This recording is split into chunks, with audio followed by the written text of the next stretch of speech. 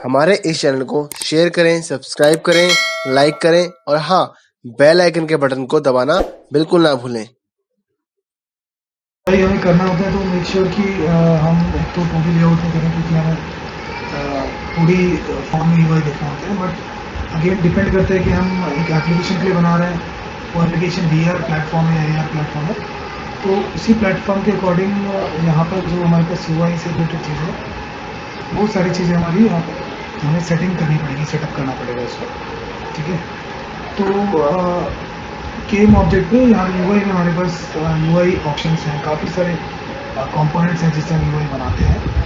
But because of क्योंकि main जो parent होगा यहाँ पर, मेन जो कैनवस होना चाहिए, जिस तरह से हम ड्राइंग करते हैं तो हमारा एक कैनवस होता है जिसके ऊपर हम अपनी शीट्स लगाते हैं, जिसके बाद अपना पूरा पेपर फॉर्मेटिंग सब करते हैं और उसके अपनी पेंटिंग्स करते हैं। तो वैसे यहाँ पर भी हमारे पास कैनवस होता है।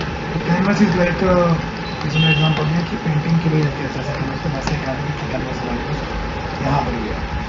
ठीक है, ये अभी कुछ साइज के हिसाब से दिखा रहा है जो कि स्क्रीन रेजोल्यूशन पे डिपेंड कर रहे हैं। यहाँ पर फ्री एस्पेक्ट मैंने जो साइज छोटा किया है इसलिए कुछ ऐसा दिख रहा है, क्योंकि ये रिस्पॉन्सिव होता है और ये बाय डिफॉल्ट मेरे स्क्रीन को यूज़ कर रहा है। तो मैं अभी पीछे डाल देता हूँ उसको, ताकि जितना बड़ा लेआउट है, या फिर आप यहाँ पे सेट भी कर सकते हो, उसे बाद में देखेंगे क्या सेट करना है, कैसे करना है। और ये हमारे पास यहाँ पर एक पैनल है, 3D में भी कुछ ऐसे ही आउटलाइन जैसे दिखेगा। ये दिख रहा है, ये जो दिख रहा है ये एक्चुअली यूआई का कैनवस है। ठीक है, ये जो लाइन हमें दिख रही है, हाँ, लेकिन हम ऐसे नहीं देखते, हम हमेशा पूरी में देखते हैं। तो पूरी में लेआउट प्रॉपर दिख जाता है कि कितने जहाँ पर वैसा। ठीक है, हम जब भी यूआई बनाएंगे मेक श्योर कि हमारा कैनवस हमारे यूआई का सबसे मेन पेरेंट होगा। ठीक है, इसके अंदर ही जो चीज़ें हमें रखनी है, अब वो चाहे बटन है, चाहे डिफरेंट डिफरेंट पैनल्स हमें यूज़ करने हो, या फिर कोई कुछ भी अगर हमें लगाना है, कोई इमेज लगानी है, वो सब हम इसी के अंदर लगाएंगे। तो अंदर लगाने के लिए यहाँ तो हम मेन्यू में जाकर अपनी चीज़ों को क्रिएट करते हैं। तो वैसे हमें यहाँ पर पैनल क्रिएट करना चाहिए। सबसे पहले पैनल एक तरीके का बैकग्राउंड का भी काम करता है हमारे लिए, और ये एक शीट का भी हमारे लिए काम कर रहा है जैसे। ठीक है, क्योंकि कैनवस अभी स्क्रीन स्पेस का इसके अकॉर्डिंग एडजस्ट है, तो मैं यहाँ पर कोई भी सेटिंग्स जो है ये नहीं चेंज कर पाऊँगा, छेड़ पाऊँगा। पर पैनल से हम ज़रूर सेट कर सकते हैं कि मुझे कितना एरिया यूआई के लिए रखना है, क्योंकि ज़रूरी है कि पूरा स्क्रीन, अभी देखो मैं गेम व्यू में जाऊँगा तो पूरे स्क्रीन पे मेरा यहाँ पर कैनवस ने इसको कवर कर दिया, जो शेडेड ग्रे दिख रहा है तो कैनवस है। तो पूरा एरिया तो यूआई नहीं हो सकता, यूआई मिड में भी हो सकता है। तो वो जो मिड वाला पोर्शन है वो कितने एरिया में यूआई दिखेगा वो हम यहाँ पे डिफाइन कर सकते हैं। ठीक है, फिर ये किस तरह से मिड में आएगा, किस तरह से स्केलिंग लेगा, उसके लिए भी बहुत सारे एंकरिंग मेथड्स हम देखेंगे इसके अंदर, किस तरह से इसका रिस्पॉन्सिबनेस आना चाहिए। फिलहाल इसको सेंटर में कर लेते हैं और सेंटर के हिसाब से डिफाइन कर लेते हैं। वर्टिकली मैं 600 दे देता हूँ और हॉरिजॉन्टली मैं इसको 5 जो है उसको 200। तो ये मेरा काइंड ऑफ एक एरिया होगा जहाँ पे यूआई होगा, ये कंप्लीट स्क्रीन एरिया। तो अभी क्या होगा कि अगर यहाँ पे मेरा यूआई आ रहा है, पीछे एटलीस्ट गेम प्ले दिखेगा। ठीक है, बट अगर हम पूरा ले लेते हैं तो उसमें तो गेम प्ले नहीं दिखता, और ये सेमी ट्रांसपेरेंट हमारे कलर की वजह से भी ओपेक कर देंगे, वैसे नहीं दिखेगा। लेकिन यूज़र को एक डिफाइन नहीं होगा कि इसको कहाँ पे क्लिकेबल कितना एरिया है, तो बेटर है कि हम इसको जितना यूआई रखना है उतना ही यहाँ पर बनाए।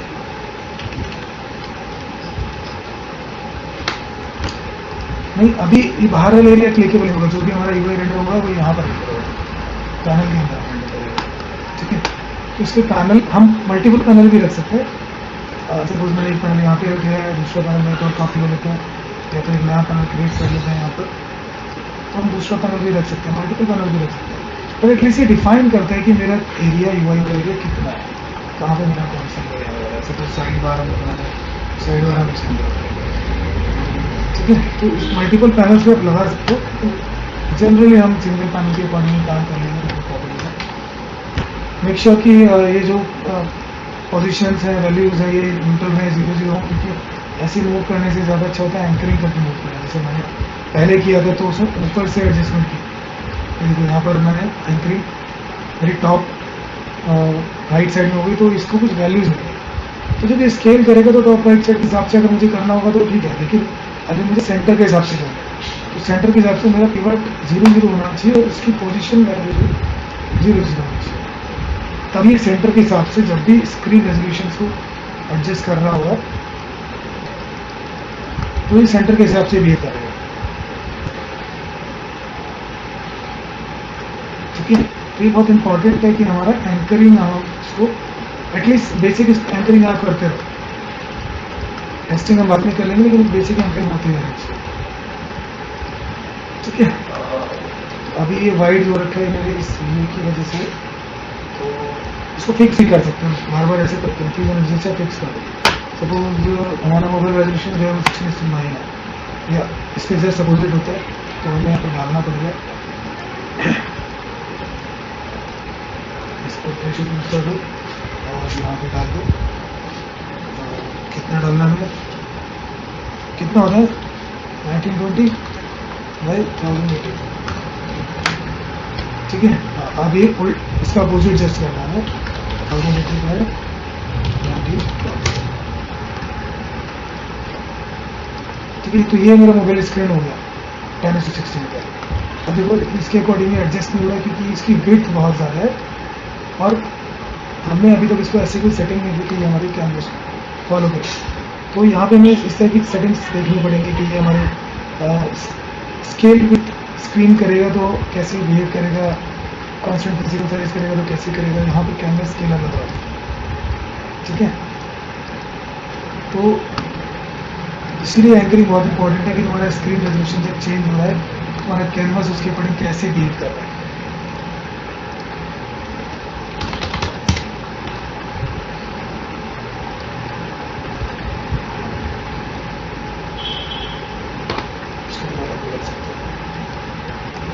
तो अभी तो फिक्स रहेगा, बट अगर फिक्स थी कि इसमें भी इसको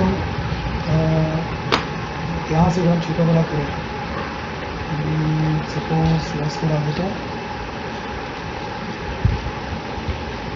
इससे छोटा रेजोल्यूशन क्या होता है, इससे छोटा रेजोल्यूशन क्या होता है 1920 से छोटा रेजोल्यूशन। अभी वो तो बंद सुन गया ना, हमें मोबाइल का यूज़ करना है। तो फॉर्मेटिंग जो है वो 10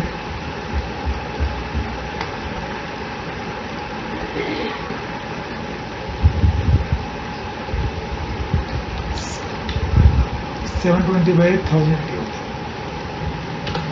1280 1280।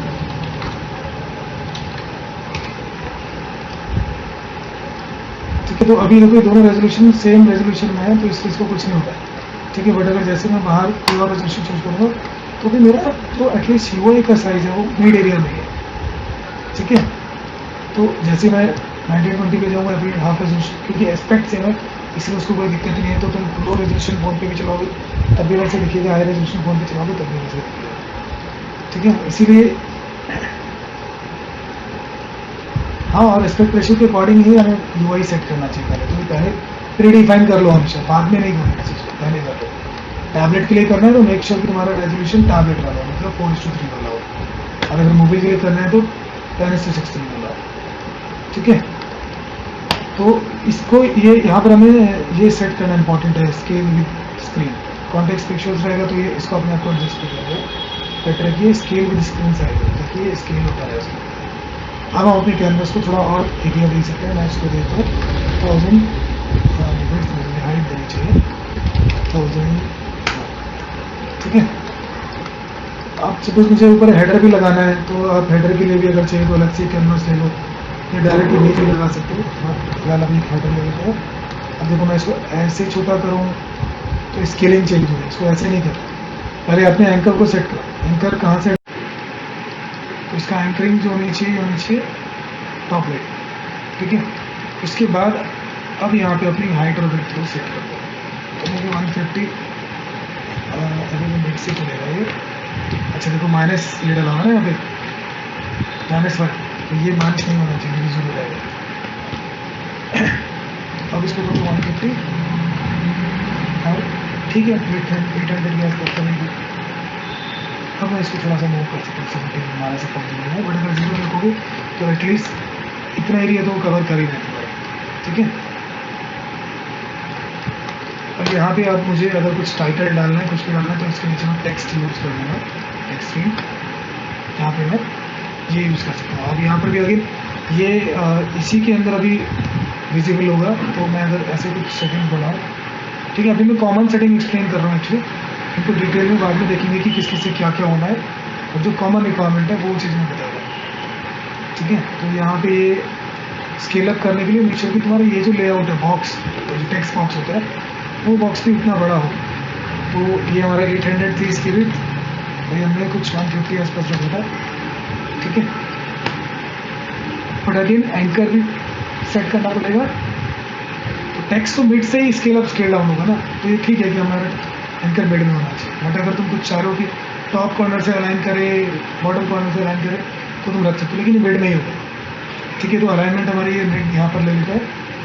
और फ़ॉन्ट साइज़ बढ़ाओ हमेशा इसका, फ़ॉन्ट साइज़ बढ़ेगा तो ये इसकी जो क्लैरिटी है टेक्स्ट की वो भी बेटर होगी। ना ऐसे अननेसेसरी स्केल नहीं करना है, स्केल करके भी उसको बढ़ा सकते हैं, बट उससे ब्लरनेस आ जाएगी और स्केल बढ़ जाएगा। हमेशा तुम्हारे UI का स्केल 1:1:1 रखो, कोशिश करो पोजिशन 1:1:1 ये 0:0:0 रखो, ठीक है। पिवट 0.5 इसलिए क्योंकि सेंटर में आ गया, ठीक है। तो अननेसेसरी किसी चीज़ को खींचना नहीं है, स्केल नहीं करना है, चाहे आप अपने टेक्स्ट को जितना मर्जी बढ़ा सकते हो, ठीक है, जितना मर्जी यूज़ कर सकते हैं। कलर एंड ऑल वो सब यहाँ पे हम कर ही सकते हैं सेलेक्ट, तो ये हम देखेंगे बाद में, लेकिन टेक्स्ट फिलहाल हम इस तरीके से लेंगे। तो जो मुझे लेफ्ट साइड में राइट साइड में लोगो लगाना है, तो मैं इस पैनल के अंदर में क्या करूँगा, एक UI में जाकर एक इमेज ले लूँगा, क्योंकि मेरा ये लोगो जो है वो नॉन इंटरेक्टेबल फॉर्मेट है, इसलिए आप इमेज ले लो। बट अगर कोई बटन लगाना होता तो फिर हम बटन लेते हैं, तो इसको मैं लेता हूँ उधर, ठीक है। और यहाँ पर कोई भी इमेज हम कॉल कर लेते हैं, इमेज यहाँ पर हम एक UI मेंटेन करेंगे, इसमें हमारे UI एलिमेंट्स होने वाले हैं सारे। अब सपोज जैसे हम लोगो कंसिडर कर रहे हैं, तो हम यहाँ पे लोगो प्लेस कर लेंगे, डाल लेंगे, ठीक है। और ये ट्रांसपेरेंट होगा, ट्रांसपेरेंसी 3RX, ठीक है। और यहाँ पे हम इसको जो भी सोर्स इमेजेस होंगे, सोर्स जो UI के हैं उनके अंदर ये डलेगा। लेकिन अभी देखो क्या है, मुझे अलाउ नहीं करेगा डालने के लिए, ठीक है। या फिर मैं यहाँ पर भी चेक करूँगा तो शायद मैं उसको नहीं देख पा रहा हूँ उसके अंदर, क्यों? क्योंकि ये टेक्सचर अभी मेरा, ये जो इमेज है ये एज टेक्सचर फॉर्मेट में, ये UI फॉर्मेट में नहीं है, तो इसको हमें UI फॉर्मेट में सेट करना पड़ेगा, स्प्राइट एंड UI, ठीक है। तभी हमें अलाउ करेगा कि हम इसके अंदर इसको ड्रॉप कर सकते हैं, ठीक है। अभी अलाउ भी कर दिया, देखो मैं यहाँ पर देखूँगा, मैं इसको देख भी पा रहा हूँ, मैं ऐसे भी इसको कॉल कर सकता हूँ, ठीक है। लेकिन अब इस इमेज का एस्पेक्ट, उसका main size, reserve aspect ratio, ये सब बहुत इंपॉर्टेंट है। तो कई बार होगा कि तुमने रिक्वायरमेंट से ज़्यादा बड़े रेजोल्यूशंस लिए हुए हैं, तो रिजर्व एस्पेक्ट्स करके तुम चेक कर सकते हो कितना बड़ा मेरा इसका रेशो होना चाहिए, ठीक है। लेकिन यहाँ पर भी अगेन किसी भी चीज़ को स्केल नहीं करना है ऐसे, हम उसकी क्वालिटी ख़राब हो जाएगी, फट जाएगा वो। हम जितने UI चाहिए, जितना बड़ा UI चाहिए उतना ही डिज़ाइनर से बोलेंगे कि आप उतना बड़ा UI दो, और उसको प्रेजर रेस्पेक्ट करके तुम यहाँ पे कॉल कर लो, ठीक है। स्केल अवॉइड करना है, जितना ज़्यादा अवॉइड कर सकते हो। तो इस तरह से हम यहाँ पे VRX का लोगो लगा देंगे। बैकग्राउंड पैनल को हम थोड़ा कलर देते हैं,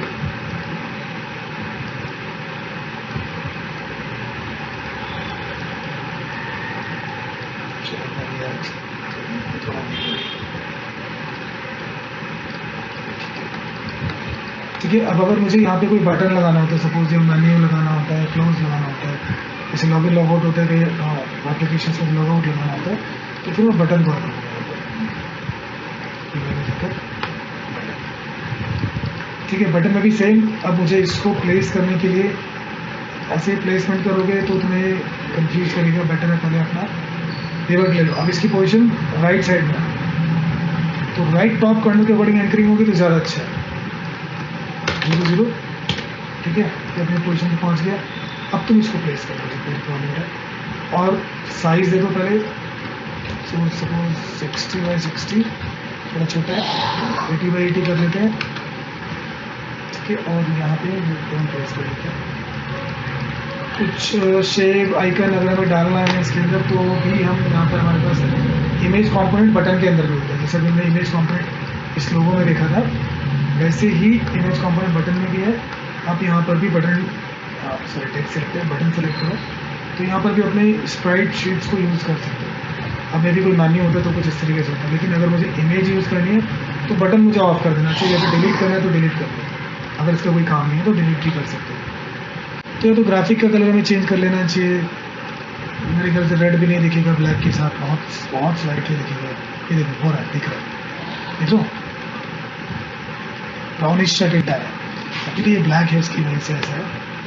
तो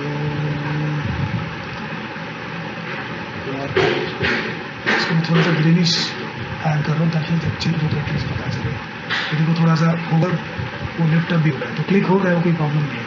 वो खाली कंसर्न वही था उसका कि कलर डार्क है, इसकी वजह से कुछ चीज़ें वहाँ दिख रही है। तो हम एक काम ये भी कर सकते हैं, हम ताकि ये प्रॉब्लम हमारे साथ ना हो, हम इसको फिलहाल के लिए कुछ और कलर ले लेते हैं। यहाँ पर टेक्स्ट देते हैं, टेक्स्ट में हम इसको क्लोज बटन जैसा कुछ बना लेते हैं फिलहाल के लिए।